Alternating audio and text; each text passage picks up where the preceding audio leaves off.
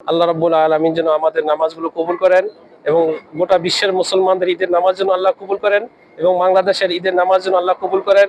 বিশেষ করে ফিলিস্তিন যে ইসরায়েলি বর্বরতার হামলা থেকে যেন আমরা তাদের জন্য দোয়া করি, আল্লাহ পাক তাদের জন্য হেফাজত করেন।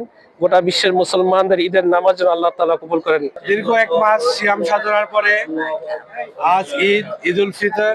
পবিত্র ঈদ উল ফিতর উপলক্ষে সবাইকে জানাচ্ছি ঈদের শুভেচ্ছা। আমরা আজকে ঈদের নামাজ খোলা মাঠে ইউরোপে থেকে করতে পারছি, এটা আল্লাহর কাছে অনেক শুকরিয়া এবং সমস্ত প্রবাসী এবং বাংলাদেশিদেরকে ঈদের শুভেচ্ছা। দীর্ঘ এক মাস সিয়াম সাধনার পর এসেছে পবিত্র ঈদ উল ফিতর।